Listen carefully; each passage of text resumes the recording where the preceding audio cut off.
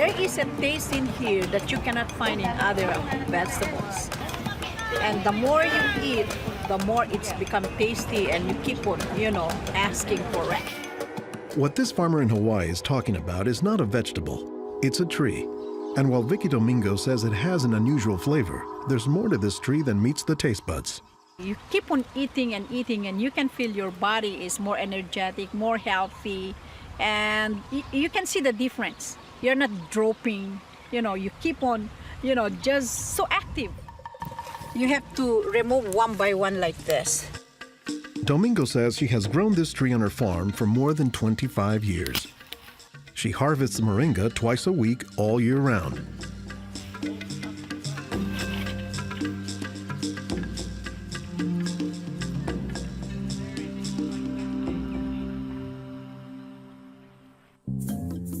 Every week, Domingo sends 1,000 pounds of moringa to the mainland. The rest of it ends up here at a Honolulu farmer's market, where most of her customers have eaten it their entire lives. Well, in the Philippines, it's a third country. In other words, not a rich country. We cannot afford to go to the doctor for medicinal purposes. So we use this in our daily lives so we can have more energy, more vitamins to supplement our daily nutrition in our body. The tree is called moringa, or as the Filipinos call it, marongay. An awful lot of cultures have one or more plants that are kind of markers that people think of themselves when they think of that plant. Dr. Will McClatchy is an ethnobotanist at the University of Hawaii. He studies the ways that humans interact with plants. If you drive around Honolulu here, you'll see a lot of houses have at least one moringa in the yard, maybe a little forest of them, and that's a pretty good indicator that there's a Filipino family there. Jokingly, we say it our Filipino banner, which is our Filipino flag. Once you see this, that means, Filipino stays there. Domingo says there are many nutritional and medicinal uses for moringa. All parts of the tree are usable, from the roots to the stem, to the leaves, to the flowers, and to the pod. The roots, you can use that as a tea.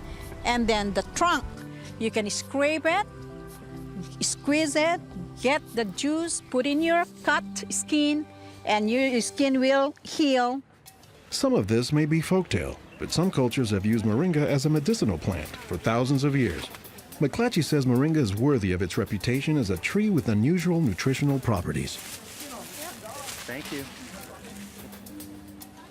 Moringa is one of these trees that is a multi-purpose plant that fulfills such a high percentage of kind of basic needs that when people get used to using it, they really can't see what it's like to live without it. And many cultures don't. Today, moringa is used as a remedy and, in essence, a multivitamin in many of the world's warmest regions. Moringa is used widely in Africa and South Asia, and it's been introduced into South America and Central America, where it's also being used. So, this is not just a plant of a single community. We were just talking this morning with one of the owners of this plantation, and he was telling me how the last time he was here, he had a handful of moringa leaves and that he worked all morning on it and felt great. Dr. Mark Olson is a botanist and a leading expert on moringa. He teaches at Instituto de Biología, Universidad Nacional Autónoma de México in Mexico City. Here, he is visiting a new moringa farm about 2 hours outside the city limits. So they've just planted these here, and soon they'll be nice and big.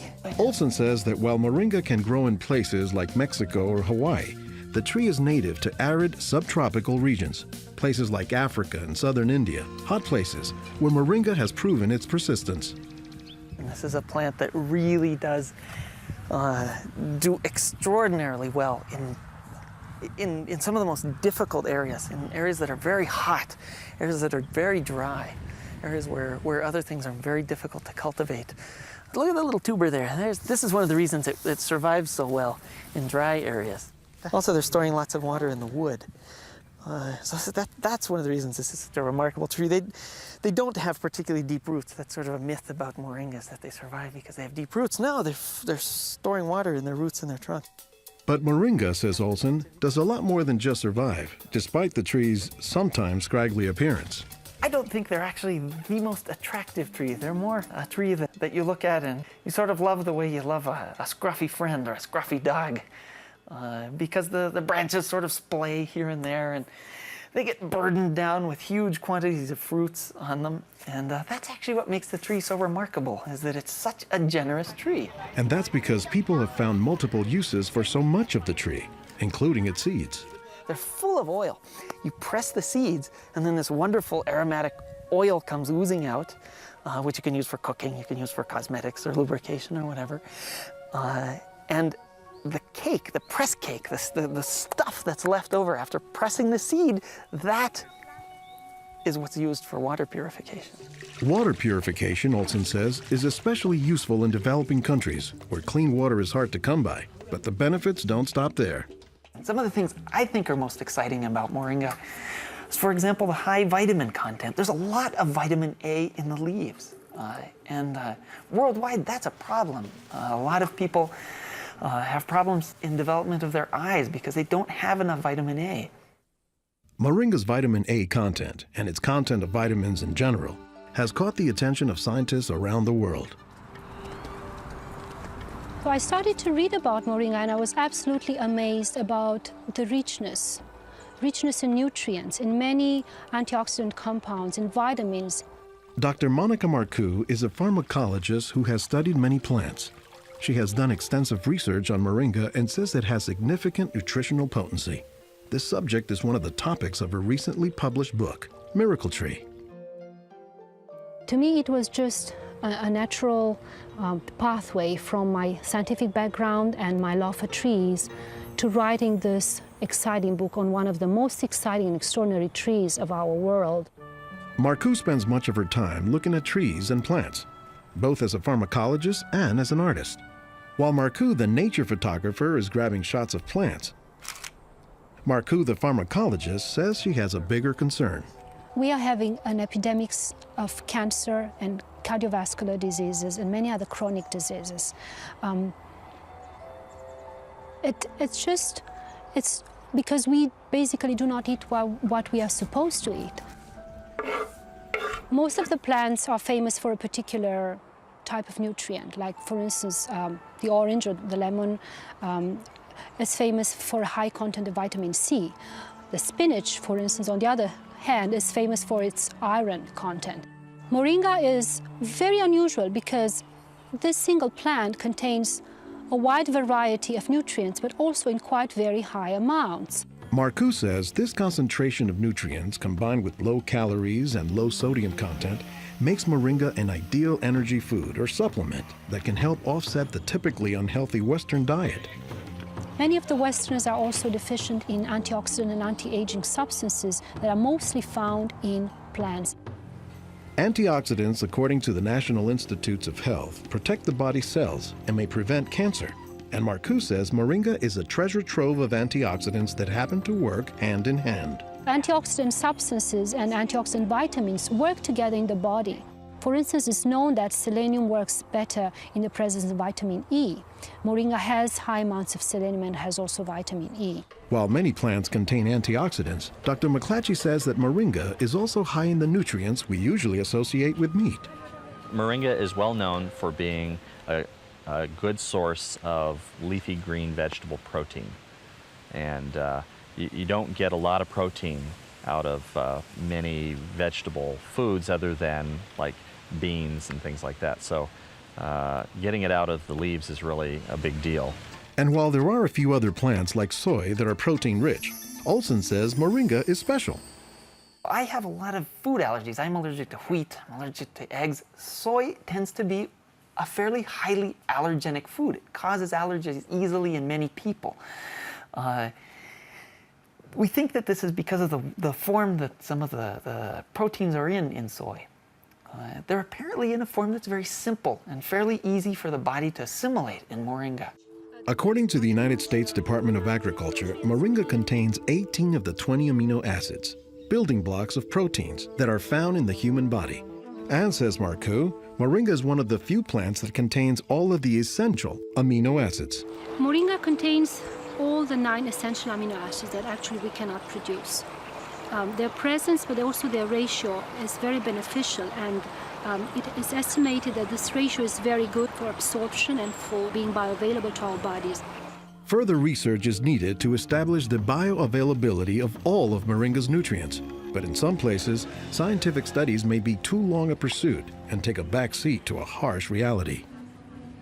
In most of sub-Saharan Africa, any baby has a 20% chance of dying before he reaches the age of 5. In some countries, up to 40%. And even those who survive past the age of 5, up to half or more will suffer from malnourished physical and mental development. C'est des lésions de malnutrition. These are lesions caused by malnutrition around the neck and around the waist. They are dry now, but will become permanent scars. As the former regional representative for Church World Service in Senegal for 16 years, it was Lowell Fugley's mission to help local clinics develop ways to save children at risk to malnutrition. Having been born myself into a middle-class American family, I thought it was just by chance that I was born in these conditions and not in the condition of a poor African family in the bush of Africa and living a malnourished life. And so I have a certain obligation to share what I received. In his quest to combat malnutrition, Fugley came across moringa in the late 1990s. It contains more vitamins and minerals in various combinations than you find in any other possible vegetable. And I thought to myself, if this source of nutrition could be made available at the village level, then this could be a very effective tool in preventing malnutrition. What Fugley says he didn't know at the time was that the Senegalese people were already familiar with moringa. It was only through a Peace Corps volunteer working in forestry who told me that, oh, moringa is already growing in Senegal. Not only was it growing, the people had been using it for generations, only they didn't refer to it as moringa. They called it nebedai, which Fugley suspects comes from the English words never die, after the tree's resilience. I ask any Senegalese, do you know the nebedai tree? Oh, yes, my mother makes a sauce from the leaves of this tree. We call it mboum. Every Senegalese knew this tree. The problem, says Fugley, was that it was prepared and used in ways that diminish moringa's nutritive contents. They boil the leaves too long, they throw out the water that is boiled in and where many of the vitamins are located, and so they lose a lot of the benefits that the leaves could provide. So Fugley went to work, both planting moringa trees and, more importantly, educating healthcare workers on how moringa can help stave off malnutrition. Regarde tonton. Regarde celui-là. Regarde tonton. Tu as vu? Non, non, celui-là même. Pour le moringa, I was trained in 1998, and right away we saw the virtues of using moringa because of its very high nutritional value. So we began using it right away on an experimental basis. après la formation, pour le moringa. Healthcare workers learned to grow their own moringa trees, dry the leaves, and pound them into powder, maintaining all the nutrients. Nursing mothers were taught to add a spoonful of moringa to their food morning, day, and night to increase their milk production. They were also told to add moringa to all of their family's meals. When we introduced this tree in Senegal, or uses of the tree and different ways of using it, the reactions of the people there was that, well, this is our tree. You know, you're just adding on what we know already.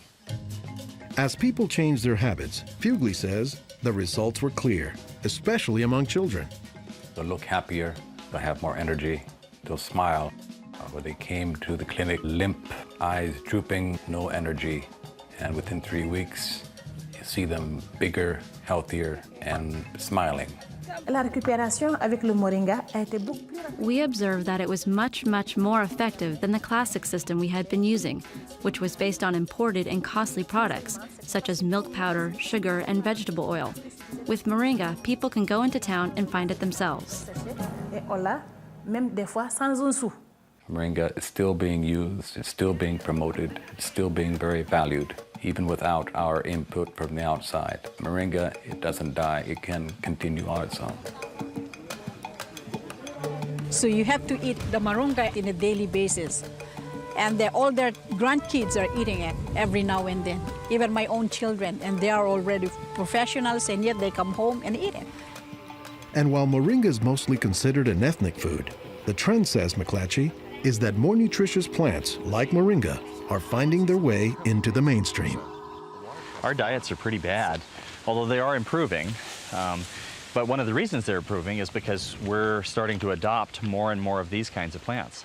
I've been in villages where the only trees that survive and grow well are Moringa Oleifera, which is really amazing when you consider how many useful things the tree provides. Moringa it comes very close to being a perfect source of nutrients in terms of variety and concentration. So that is, I think, very unique about this moringa tree.